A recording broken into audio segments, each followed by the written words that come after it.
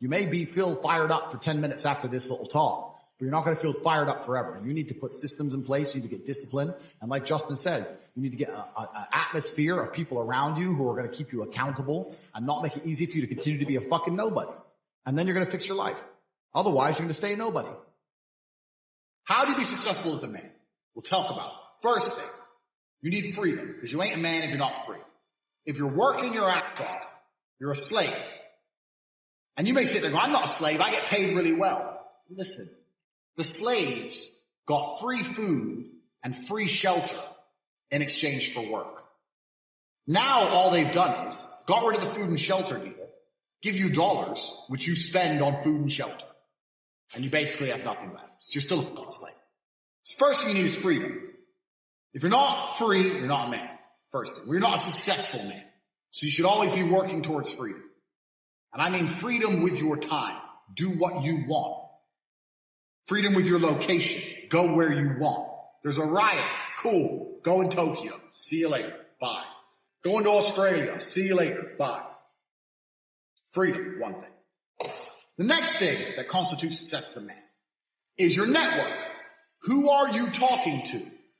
Who are these people? Who will answer your phone calls? Listen, I got 2 phones. Identical, almost. Twins. I got 2 phones right here. And I can call one of many multi-millionaires. And when they see my name, they're going to pick up the phone. They're going to be like, oh, shit, Tate. Oh, wait, guys, wait. They're going to stop their conversation and be like, whoa, fuck, Tate wants. What's up, Tate? Because they know I don't call for no bullshit. They'll be like, fuck, money phones ringing. So I can call multi-millionaires right now. I can have the best idea in the world. I can call a bunch of multi-millionaires right now and say, look, I need 100 million. Here's my idea. Boom, boom, boom, boom, boom. We can make something happen. You can't do that. I can do that. Freedom, network. And then you get into the aesthetics of life.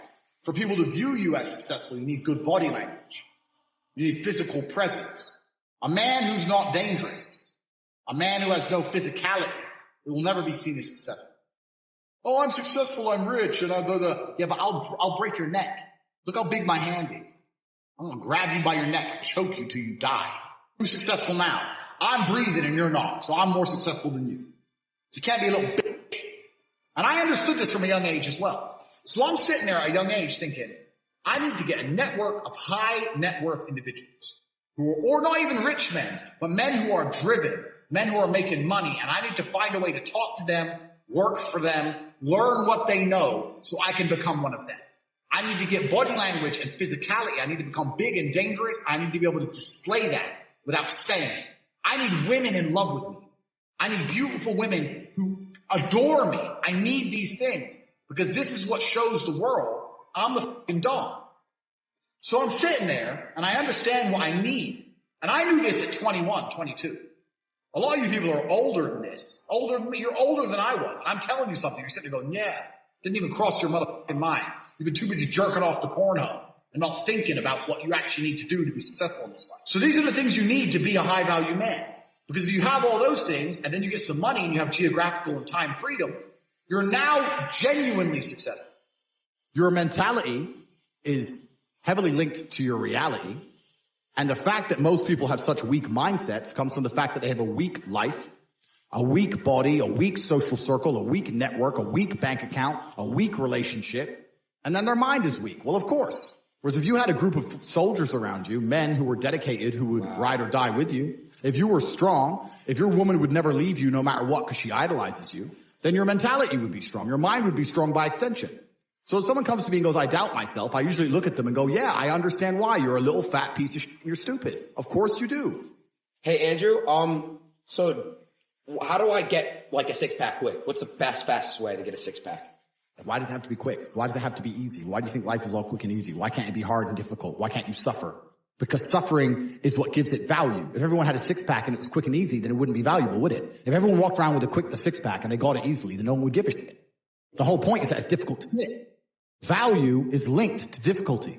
If you want something that is valuable, you need something which is difficult to obtain. The fact that you just said you wanted it quick and easily shows that your whole mental model is fucked. You shouldn't be thinking about quick and easy. You should be thinking about hard, suffering, pain, going through it. That's what you should be thinking about. This is going to be hard, but I'm going to do it anyway. Because when it is done, then everyone's going to know that I went through something difficult. Why do you want it to be quick and easy? Success is the most overused word.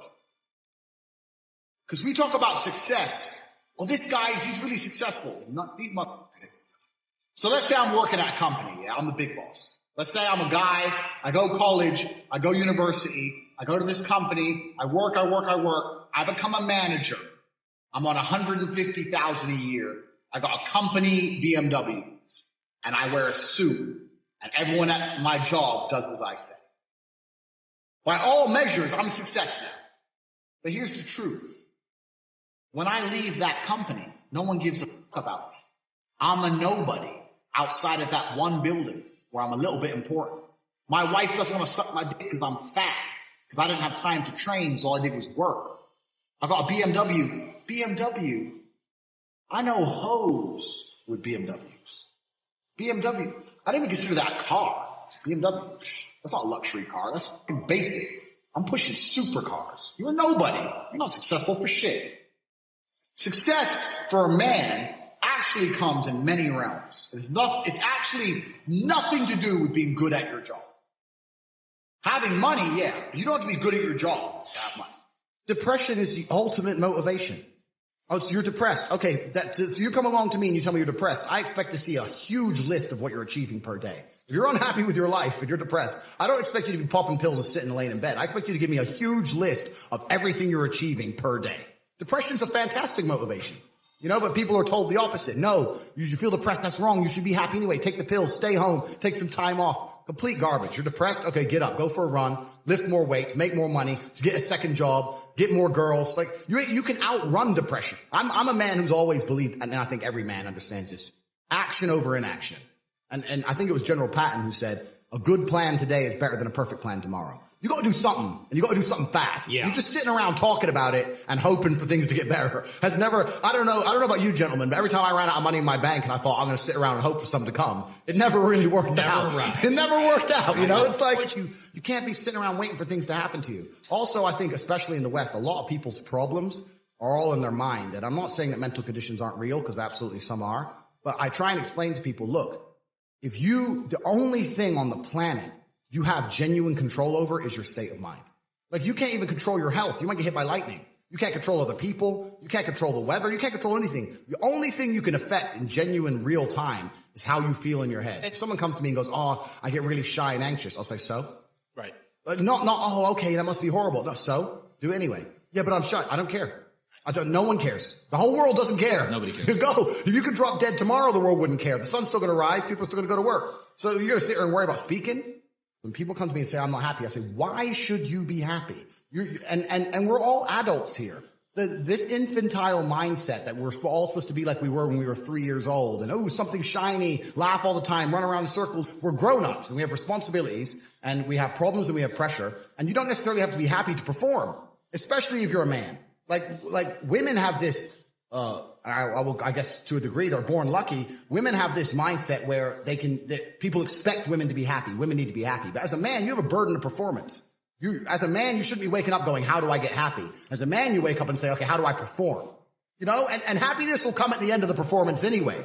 But if your number one goal as a man, if your number one mission in life is just to be happy, that's going to be an extremely vaporous existence, and you're not going to be a man of substance. The men of substance out there are not necessarily happy people.